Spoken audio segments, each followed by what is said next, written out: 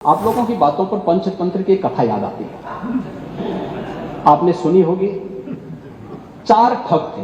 एक किसान एक बकरी लेकर के जा रहा था। तो चारों ठगों ने कहा कि इस किसान से बकरी कैसे ली जाए।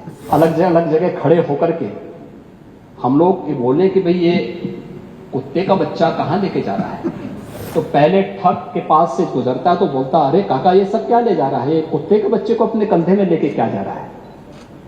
किसान बोलता, अरे धूर्त कहीं के, ये कुत्ते का बच्चा नहीं बकरी का बच्चा है। अगले चौराहे पे जाता दूसरा ठग, अरे काका ये तो कुत्ते का बच्चा आप कहां लेके जा रहे हैं।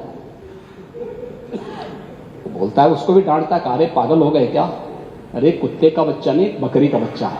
चौथे ठग ने भी कहा तो किसान को विश्वास हो गया। उसको लगा कि भोला भाला किसान, अन्नदाता किसान, मेहनती किसान, उसको विश्वास हो गया यार एक व्यक्ति झूठ बोलेगा, लगता है कि मेरी दृष्टि दोष ही मुझे हो गया है, लगता है ये कुत्ते का बच्चा है। उसने फेंक दिया उसको। चारों ठगों का काम पूरा हो गया। शिवपाल जी भाग गए यहां से, लेकिन मैं कह सकता हूं खटाखट नहीं 27 में सपा चट के लिए तैयारी रखी। जिस लोकतंत्र का गला घोंटने का काम कांग्रेस ने किया था, आज उसी के साथ आप मिलकर के क्या काम कर रहे हैं और क्या करते रहे आप लोग। तो हमारे बजट पर, हमारी सप्लीमेंट्री डिमांड पर आपने उंगली उठाई। मैं पूछना चाहता हूं, मुझे आप लोगों की बातों पर पंचतंत्र की कथा याद आती है।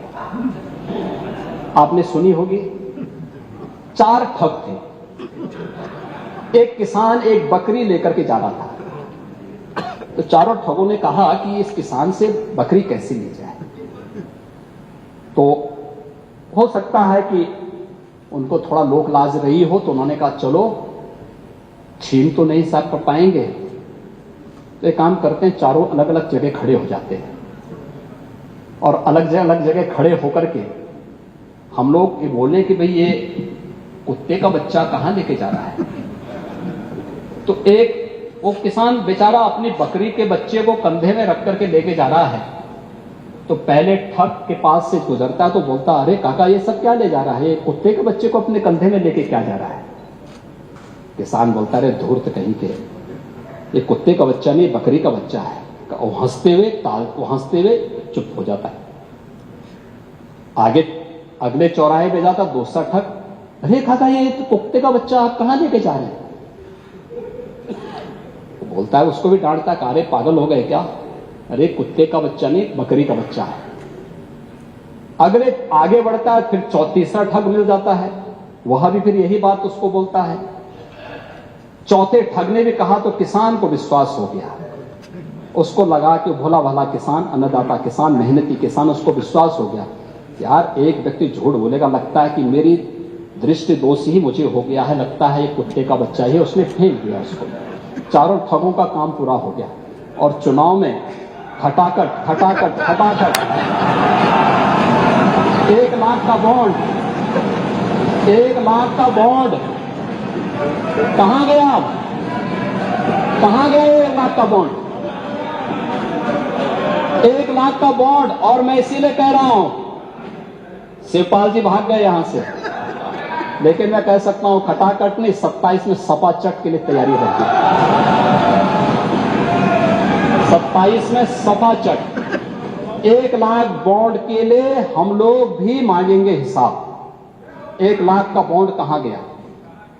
और मैं तो आप सबसे कहूंगा, एक बार जाइए जनता जनार्दन के सामने, पूछिए उनको कि भाई 1 लाख का हिसाब मांगे इन लोगों से, पैसा गया कहां, कौन खा गया, खाने वाले लोग कौन है 1 लाख का।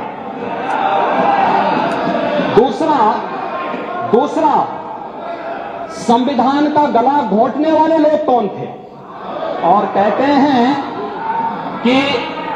हैं कि मोदी जी तीसरी बार आएंगे तो संविधान समाप्त कर देंगे। मोदी जी तो 10 वर्षों से हैं। बाबा साहब भीमराव अंबेडकर जी का जितना सम्मान मोदी जी ने किया, पंच तीर्थों का निर्माण किया, बाबा साहब भीमराव अंबेडकर के जन्म स्थल मऊ मध्य प्रदेश में भव्य स्मारक का निर्माण किया। बाबा साहब भीमराव अंबेडकर से जुड़े हुए, जहां उन्होंने अपने उच्च शिक्षा अर्जित की थी, इंग्लैंड की उस मकान को खरीद करके अनुसूचित जाति के बच्चों के लिए हायर एजुकेशन के लिए स्कॉलरशिप की व्यवस्था की और उसके लिए इंडिया हाउस के रूप में उसे स्थापित करके इसको बाबा साहब भीमराव अंबेडकर का एक स्मारक इंग्लैंड में भी बनवाया और स्कॉलरशिप की व्यवस्था की। ये मोदी जी के कारण हुआ। बाबा साहब भीमराव अंबेडकर ने अपना सार्वजनिक जीवन दिल्ली के अंदर जिस मकान में रह के किया था, उससे बाबा साहब भीमराव अंबेडकर का स्मारक बनाने का काम मोदी जी ने किया। बाबा साहब भीमराव अंबेडकर ने सामाजिक व्यवस्था के खिलाफ बौद्ध धर्म यानी दीक्षा जहां नागपुर में जिस स्थल पर ली थी, उसे भव्य स्मारक बनाने का काम मोदी जी ने किया। बाबा साहब भीमराव अंबेडकर की चैत्य भूमि मुंबई को भव्य स्मारक के रूप में स्थापित करने का काम मोदी जी ने और भारतीय जनता पार्टी की महाराष्ट्र की सरकार ने किया। मोदी जी को आप यहां पे मोदी जी के बारे में गलत सूचनाएं देते रहे और बाबा साहब भीमराव अंबेडकर को हराने वाली कांग्रेस आज जनता को गुमराह करने में सफल हो गई है। वही पंचतंत्र की कथा मुझे याद आ गई।